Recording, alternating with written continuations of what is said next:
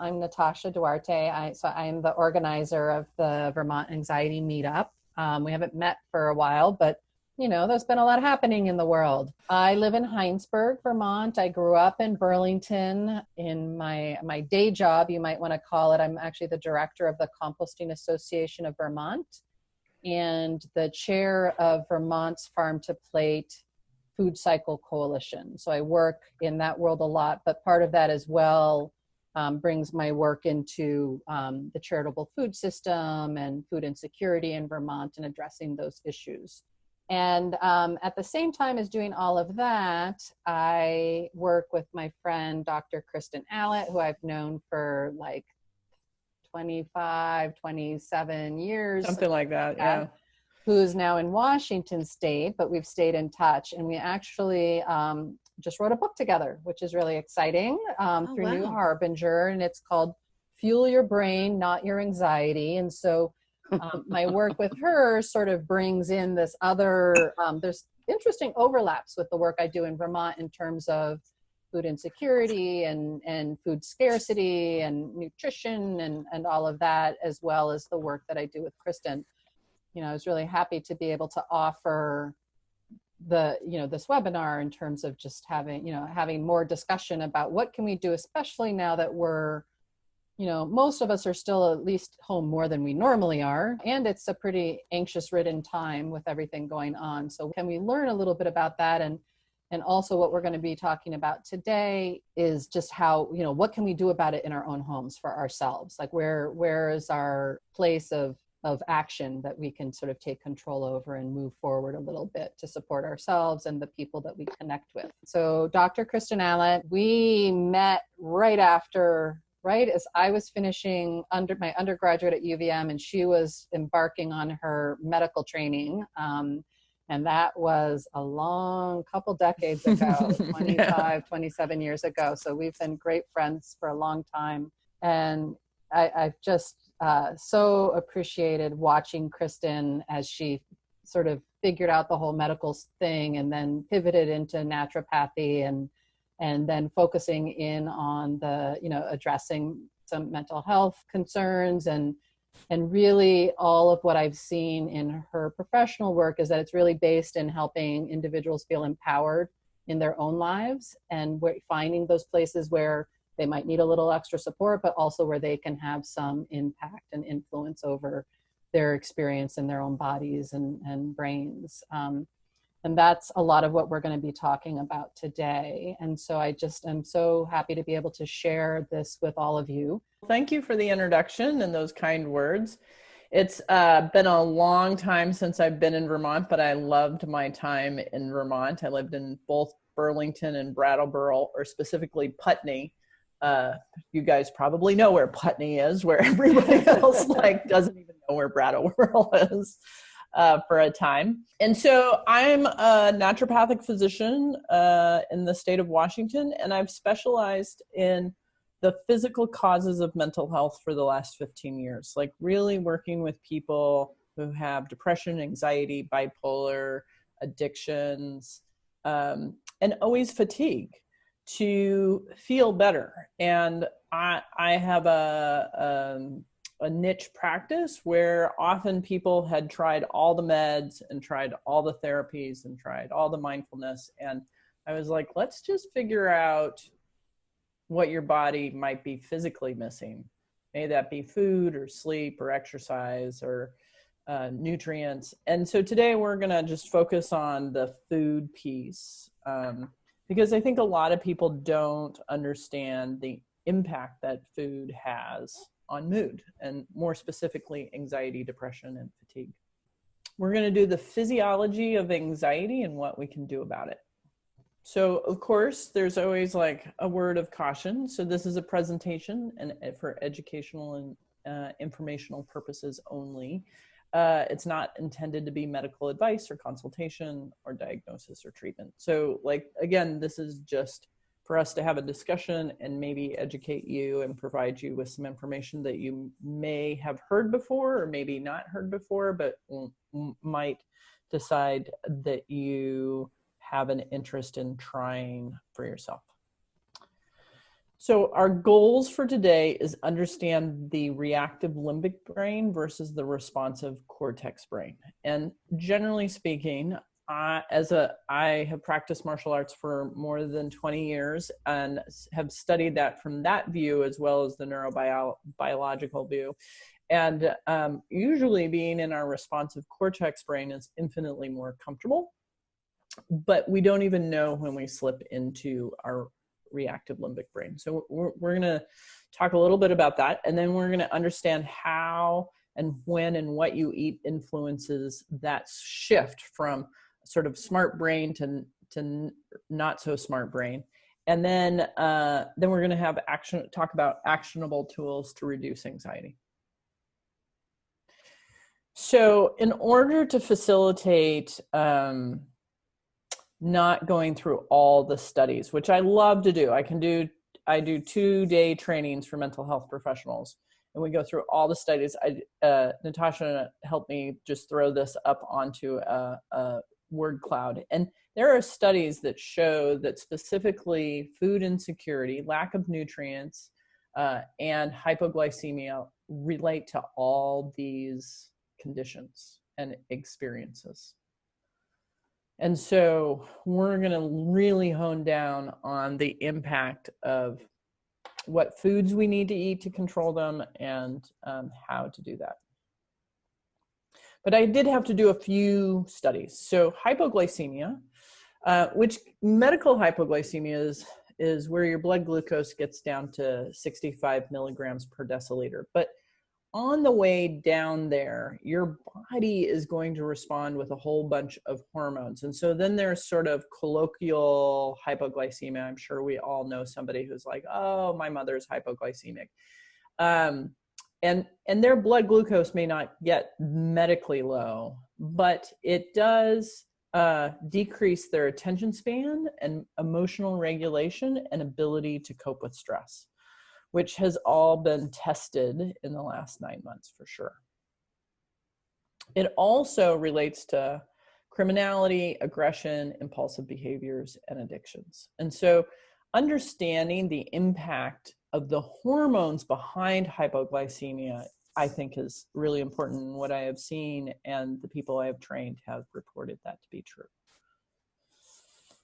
So because we don't fund studies of 3,000 adults, they do fund studies for teenagers. And what they found is that teenagers with high quality diets had better mental health scores, and teenagers with low quality diets had lower mental health scores.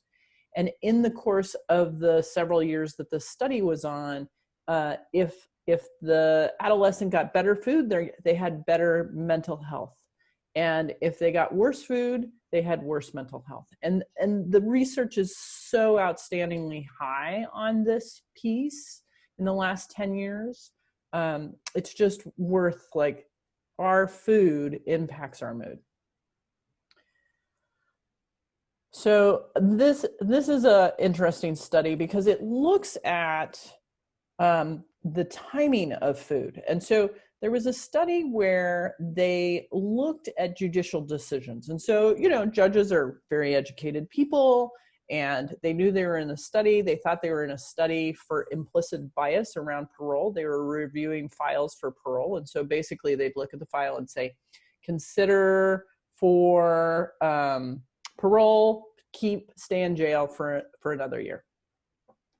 And what the researchers were looking at is the impact of when they ate and what decisions they make. And so what they found was immediately after a meal, 65% of the people reviewed were considered for parole, which is a pretty big number.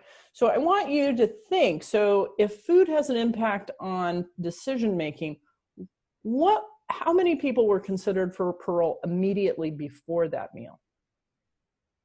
And just put that number in your head for a minute. Was it 0?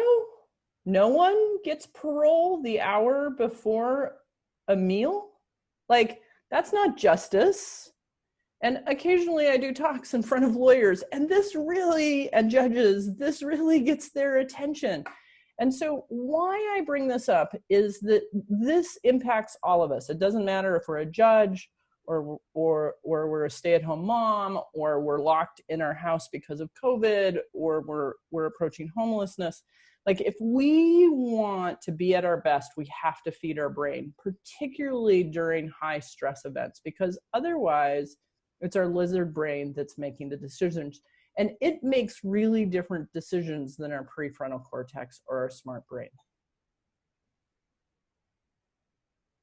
So how I like to think about people is we have a body, which is our power supply. And our power supply feeds energy to our brain, which is our hardware. Now, some of us, unfortunately, grew up in circumstances that were less than ideal. And so there's some hardware in there that has to get reworked because we had parents who weren't focused on raising children. We also need to pay attention to our relationships, because our relationships are the input-output to that system. And so there's a lot of social isolation right now. And so, like, it's important for our brain to feel connected. And so how do you create those connections, and what are you willing to participate in, virtually or otherwise, to get that to happen? And making sure that those relationships are supportive for us. And when those three things are in place, then our mind can arise. And our mind is sort of the software. And how I distinguish our brain telling us what to do versus our mind telling us what to do is that my mind, the mind, is a place where I can express curiosity, and I can be in the present moment, and I can have compassion and self-compassion. The hardware in my brain, particularly my limbic system, there is an inner critic in there that likes to run the show. And so I'm always trying to do things to increase my power supply and increase my connection to healthy people who connect to me in supportive ways, so that I can rearrange my brain's hardware, and I can have a mind that's curious, compassionate, self-compassionate, and making decisions, the best possible decision I can for the present moment. So since power supply is so important, one of the things that I do with my clients and when I speak is to encourage people to really, on a daily level, monitor their power supply. And do things like little 10% things to move them towards at least having a 7 out of 10 power supply, unless it's bedtime. And what I've noticed is when people come into my clinical practice is if they're reporting 5 or below, it is really physically hard for them to change and do new behaviors, because they're physically so tired, they don't have energy to do something new. And so it's really important, if we're that tired on a regular basis, to be really focused on protecting our power supply through food, sleep, exercise, and getting support from others. So now we're going to talk a little bit about neurobiology and physiology. So there's many ways to slice and dice our brain. I do it in 3 ways. There's the prefrontal cortex, which is our smart brain. There's the hippocampus, which is the part of our brain that integrates things. And then there's the limbic or lizard brain, which is our reactive survival brain. Like its only job is to make sure you don't die, right? And it doesn't really matter how uncomfortable you are, as long as you don't die. And so we really want to be living in the upper part of our brain. And so our prefrontal cortex is known for being responsive and creative and problem solving, and has some connection to memory. When there is no adrenaline in our system, all of our sensory input goes into the top part of our brain. So what we see, smell, taste, feel, as well as the introspection of our body. So being able to like notice that our heart is beating, or that we are filling our lungs, is a sense, and it's called body introspection. But when there's adrenaline in the system for any reason, so if a bear walked into the room that you're in right now, I bet you would have a lot of adrenaline, and you would know why that adrenaline is there. But when we go long periods of time without eating, we can also get adrenaline in the system. And what that does is all sensory input now goes to our limbic system. And our lizard brain makes decisions based on some pretty simple algorithms. And that is, are we going to flee? Are we going to fight? Are we going to stick our head in the sand? And we absolutely are going to use a routine that we did in the past for this moment, even if it's horribly inappropriate. So what does this look like? So this looks like irritation, anxiety. Disappear is Ben & Jerry's ice cream, alcohol, marijuana, where we're playing video games where we're like, la, la, la, la, la, la, la, there's nothing going on. And if I just stay right here, I know exactly what's going to happen. And then playing the old record is doing a behavior that you didn't intend to do. And there's lots of examples of that. And it comes up all the time, and it's worth labeling, oh, that's a past reaction. That doesn't apply to right now. And then the hippocampus really focuses on attention and emotion and planning and behavior. And so if the information is coming from that first understanding of the lizard brain, then that might not be how we want to respond.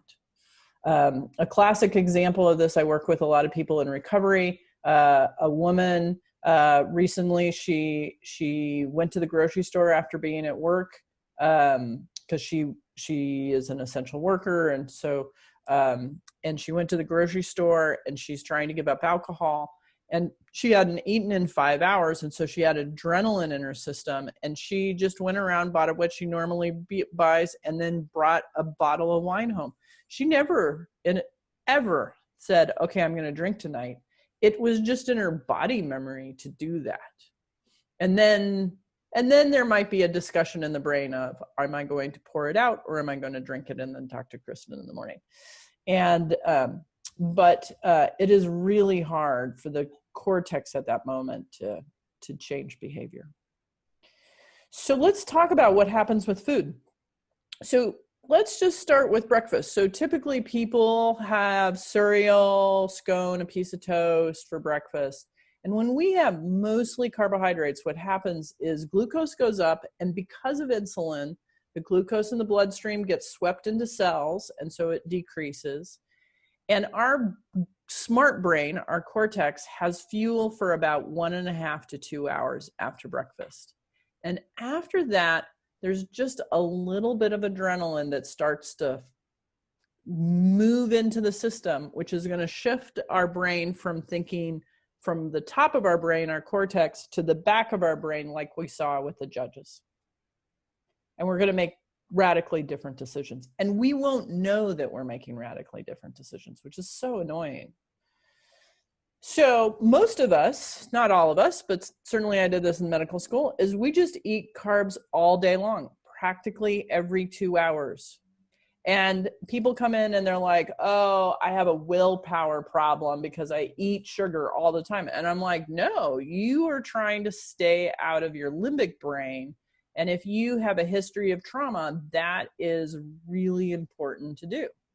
And what happens when we get sugar, we also get the signal of serotonin that everything's okay.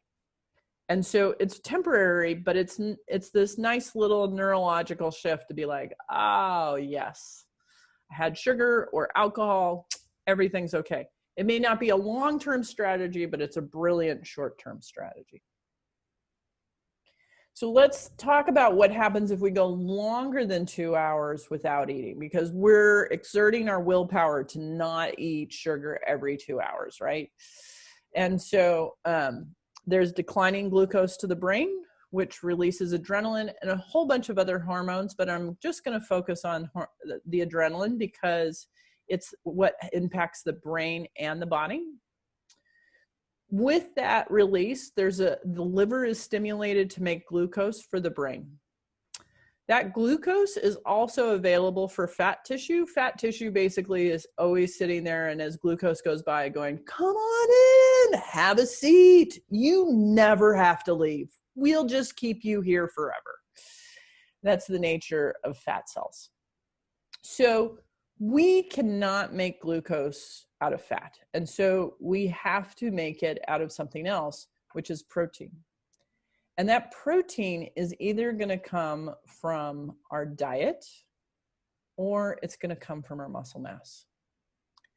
And muscle mass is, for me, what determines overall mental and physical health. And so we want to do everything we can to preserve our muscle mass, which means we need to make sure there's protein in our diet. So let's talk about what muscle mass does for us.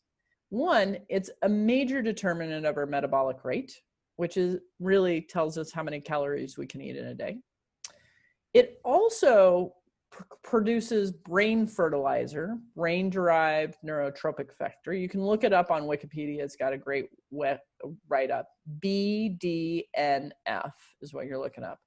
And this helps you learn faster. Anybody not need to learn faster, right? Like how to cope with a pandemic, for instance, right? We have to rewire our brain into some new habits and feel okay about that. It also, having a lot of muscle mass increases insulin receptivity, which basically means it's preventing diabetes and any diabetes type diseases like cardiovascular disease, polycystic ovary disease, depression, dementia, to name a few.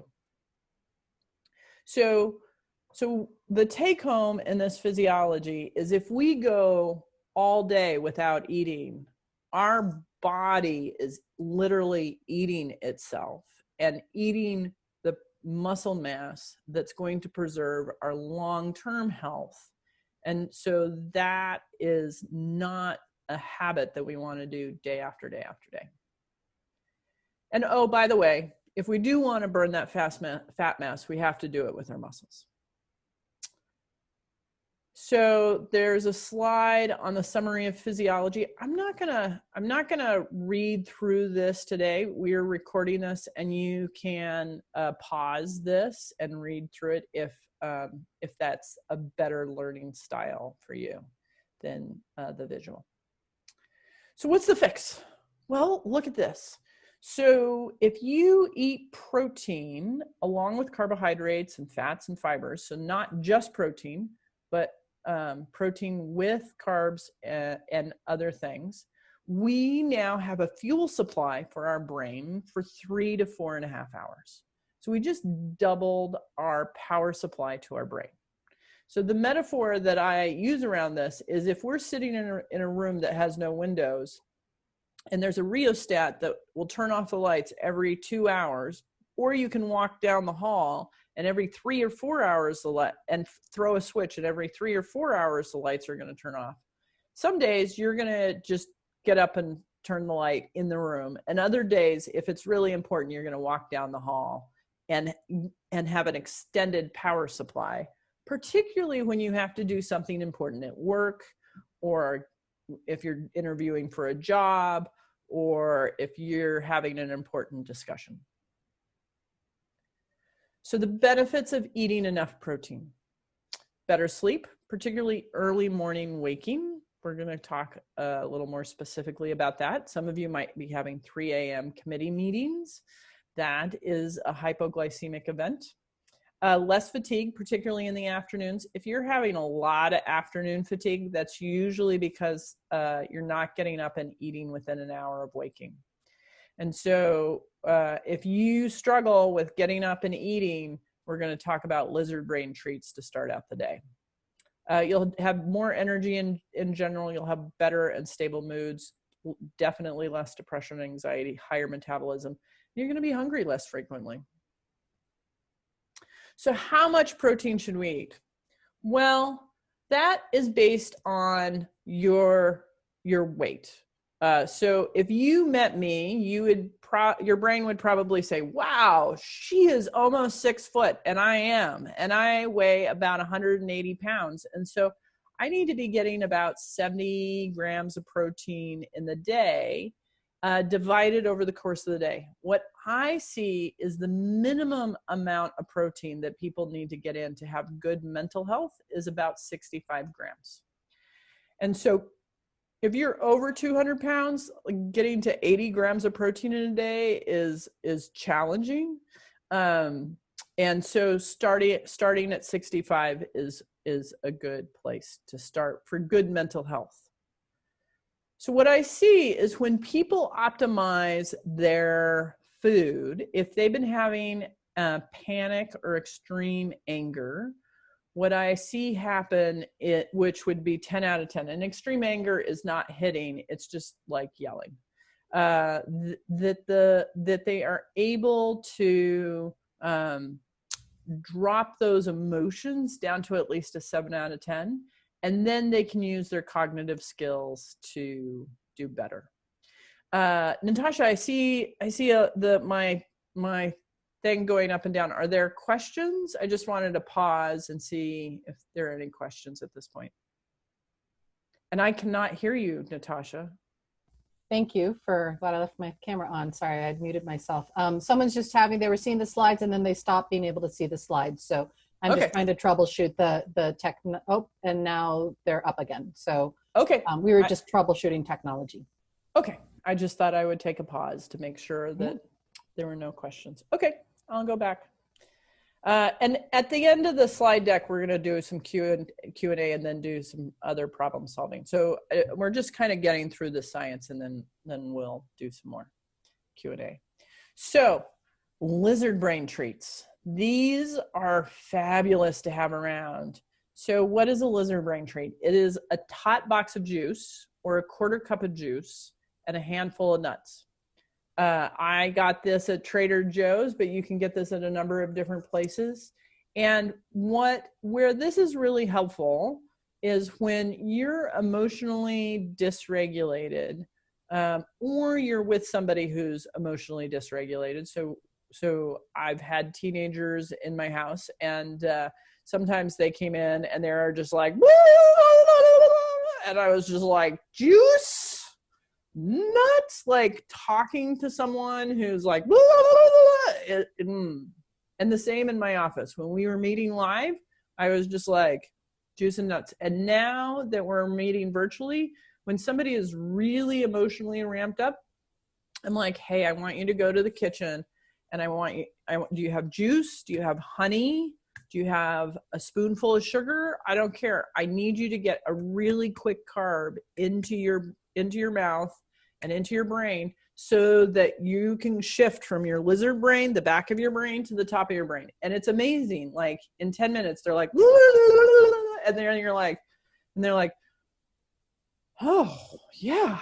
And I'm like, so what happened? And they're like, I got to tell you a story, versus like, right? Like, don't talk to a lizard brain. The other place that lizard brain treats are really helpful is early morning anxiety. Some people really wake to either extreme fatigue in the morning or extreme anxiety in the morning because mostly we don't go 8 to 10 hours without eating, and that adrenaline is already in the system.